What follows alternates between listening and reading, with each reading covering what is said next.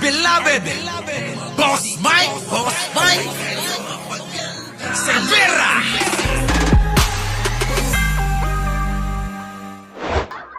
At CIS Representative Erwin Tulfo, pangunguna. Eto na, tignan ninyo kung pumasok yung mga bata ni Digong.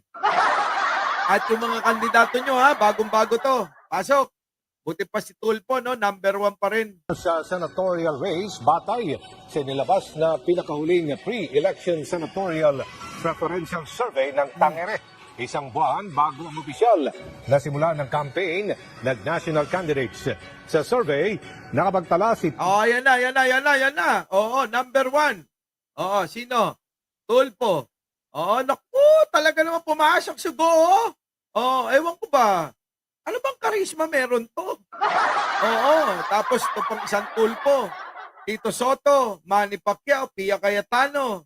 Tulfo ng 58%, kahit bumaba ito ng 5%. Mula sa 63.13% Effect yung ginawang paninira dito kay Tulfo. 13% noong Disyembre.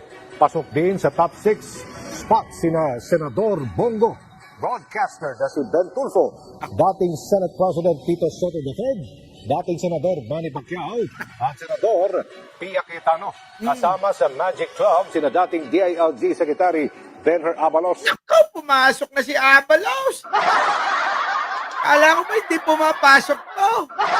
Nag-iiba na. Tuloy. Jr., Senator Juan de Villa Jr., Senador Francis Tolentino, Senador Lito Lapid, dating Senador Ping Lacson, na nakakita ng pagbaba ng halos 10%. Ako, bumaba si Lacson. Bakit? Bakit ayaw nyo iboto to? Boto nyo yan si Ping Lacson. At si Senator Amy Marcos. Naku, mukhang umangat si Amy ng kapraso, ano? Palastik. Nasaan kaya yung mga sila Bato, si Ipe, sila Kibuloy, si Marcoleta, na bata ni Kicks TV. Ano nangyari? Sumusunod dito ay si Makati Mayor Abby Binay. Naku, yung bata ni ni Arnold Lopez. Si Binay, mukhang malayo ayun, si Bato. Senator Ronald Bato de la Rosa, dating Senador Kiko Pangilinan, dating Senador Bamagino, ang TV host na si Willie Revillame. Naku, bagsak na si Willie. Nagbago-bago na, mga kababayan, nagbago-bago na. Naantay ko si Marcoleta talaga, nasaan na kaya? Marcoleta, nasaan ka? Anong pang-ilang ka ba? Oo, buti pa si Bam, si Kiko, ayan, nagkadikit-dikit na sila. Naku, buti naman tong bilyar na to, Dr. Willie Ong at Representative Camille Villar. Si Willie Ong naman, may sakit na nga sabak pa rin ang sabak. Dapat nung mong ginawa yan, hindi ka nag-DC, dapat senador ka pa hanggang ngayon. Xavier Peñaflor, sa nakarang buwan, consistent na mataas ang ranking na nasa top 6. Pero kasabay nito, may iba pang mga kandidato na patuloy na tumataas pagdating sa awareness ng publiko. Alam naman natin yung awareness. Nasya na sila.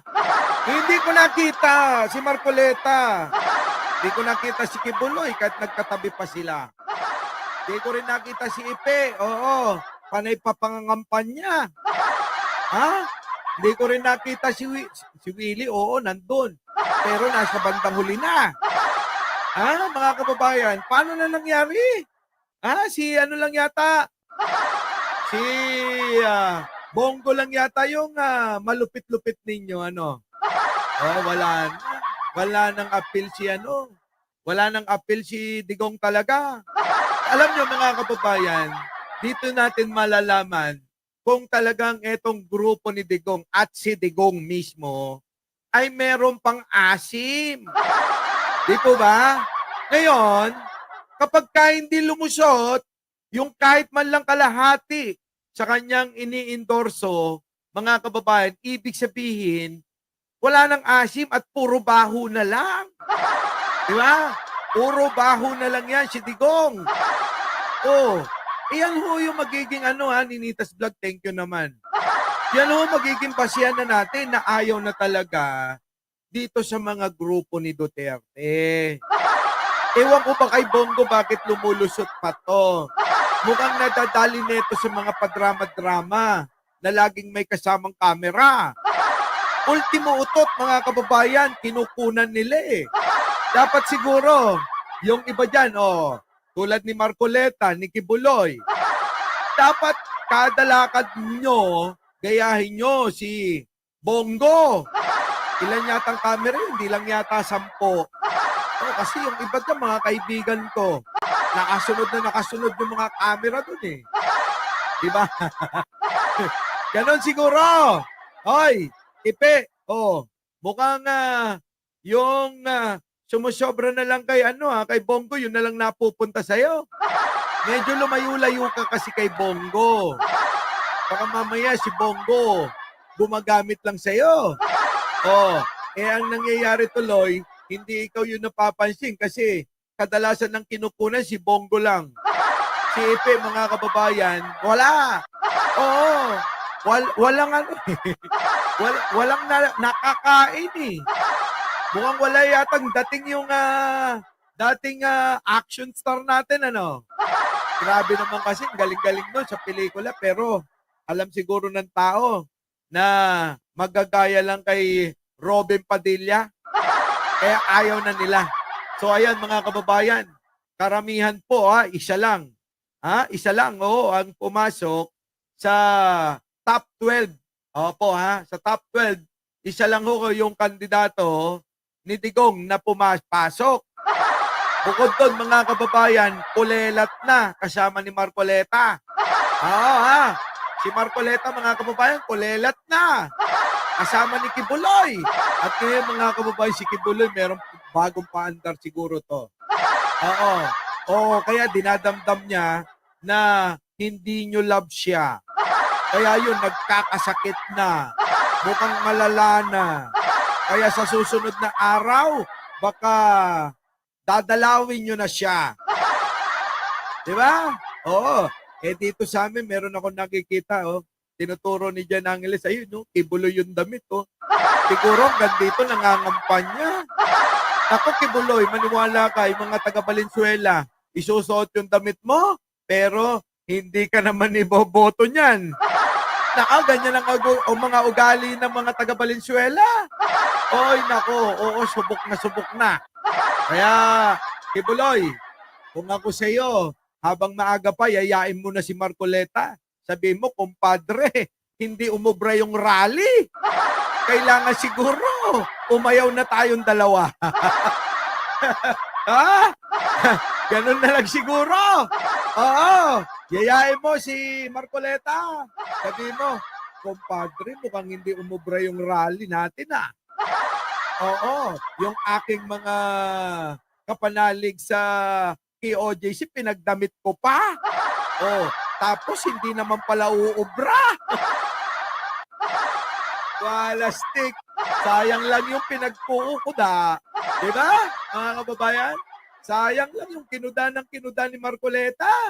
Hindi pa rin talaga pumasok kahit sa pang-15. Diba? Shoutout po sa inyo lahat. Nandiyan si Munting Tinig. At sa inyo, Jingkoy, sa mga moderator naman dyan.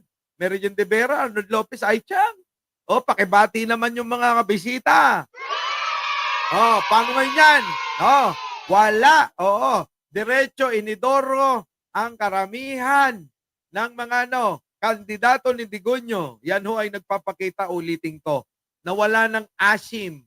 Baho na lang ang natitira kay Digong.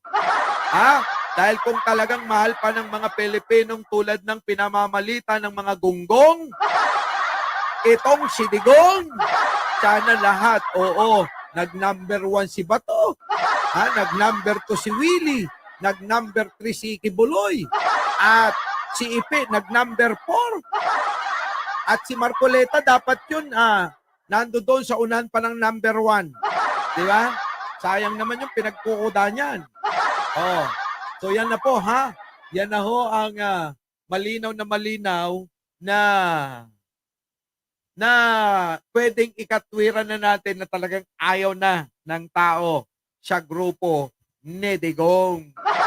Masakit man sabihin pero kailangan yung tanggapin. Di ba? Our beloved Boss Mike, Boss